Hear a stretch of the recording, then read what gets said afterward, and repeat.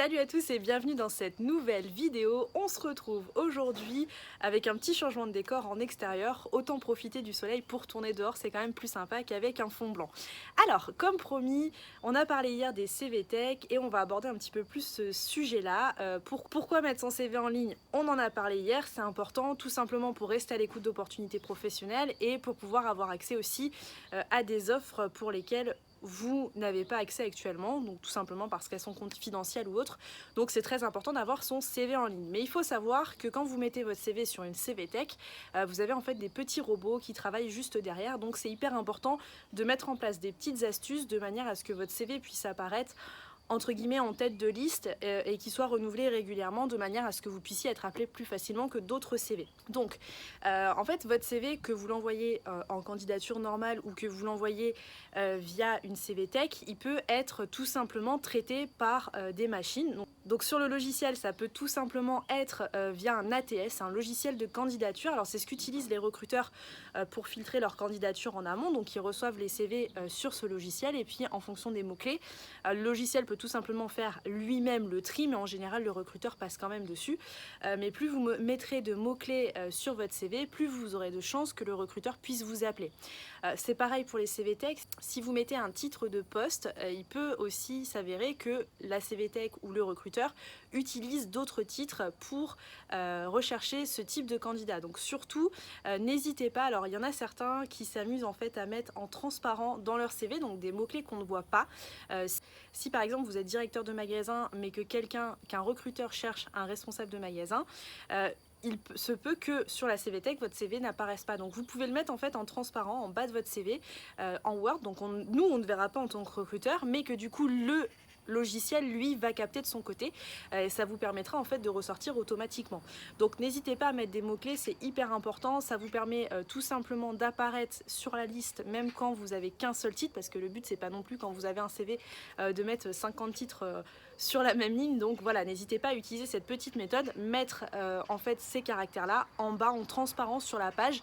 Nous, on ne le verra pas en tant que recruteur, mais vous, ça vous permettra entre guillemets de fausser un petit peu les robots et de vous permettre de remonter en tête de liste plus facilement.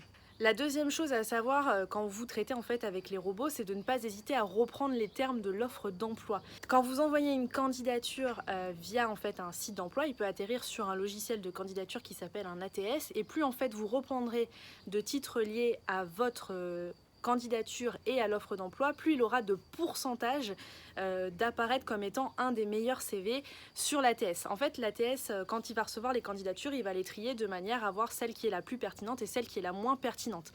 Plus vos mots-clés correspondront aux mots-clés de l'annonce, plus votre CV sera marqué en haut avec des petites étoiles ou un pourcentage qui permettra en fait de recruteur de savoir à quel pourcentage votre candidature est pertinente par rapport à son offre d'emploi.